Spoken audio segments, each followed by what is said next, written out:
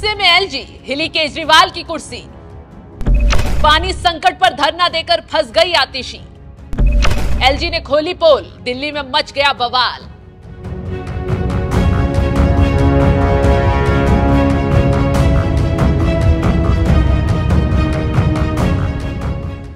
नमस्कार, आप देख रहे हैं एनएमएस न्यूज में आपके साथ शबनम। दिल्ली में जल संकट पर अब नेताओं के बीच महायुद्ध शुरू हो गया है। आतिशी धरना देकर बीजेपी के खिलाफ मोर्चा खोल बैठी है और जनता आतिशी को खदेड़ने के लिए तैयार हो गई है। धरना स्थल से आतिशी को दौड़ाया भी गया क्योंकि पानी की समस्या का हल निकालने के बजाय एक दूसरे को कैसे नीचे गिराया जाए, इस पर ध्यान ज्यादा दिया जा रहा है। यानी आपदा को अवसर में बदलने का काम आम आदमी पार्टी के नेता कर रहे हैं। इसी बीच अब दिल्ली के उपराज्यपाल वीके सक्सेना ने केजरीवाल के नेताओं की ऐसी क्लास लगाई जिससे आम आदमी पार्टी में भगदड़ ही मच गई है, क्योंकि दिल्ली के लोगों के साथ खिलवाड़ का सबसे बड़ा झूठ जो उजागर हो गया है।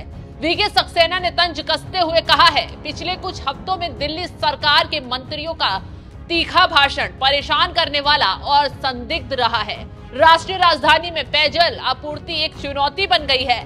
नेताओं ने राजनीतिक लाभ के लिए पड़ोसी राज्यों पर दोष मढ़ने के लिए संकट को अवसर में बदल दिया है।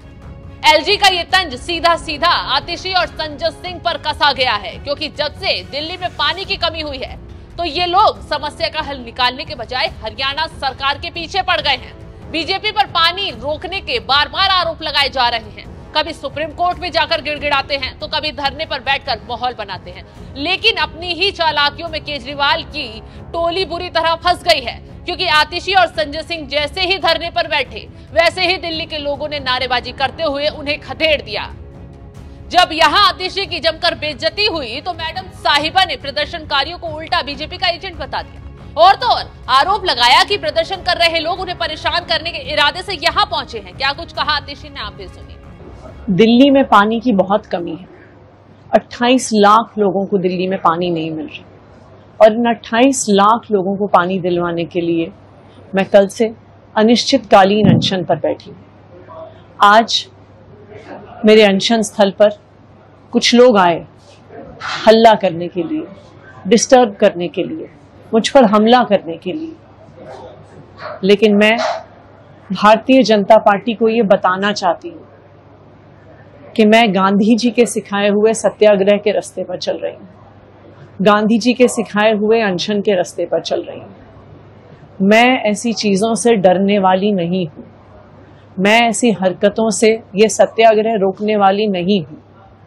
जब तक 28 लाख दिल्ली वालों को उनके हक का पानी नहीं मिलेगा तब तक ये अनशन जारी रहेगा, तब तक ये सत्याग्रह जारी रहेगा। तो अब आतिशी को ये भी जान लेना चाहिए कि ये प्रदर्शनकारी बीजेपी के कार्यकर्ता या एजेंट नहीं, बल्कि ये वो लोग हैं जिनको केजरीवाल साहब ने चंद मिनटों में सड़कों पर लाकर खड़ा कर दिया, बेरोजगार कर दिया।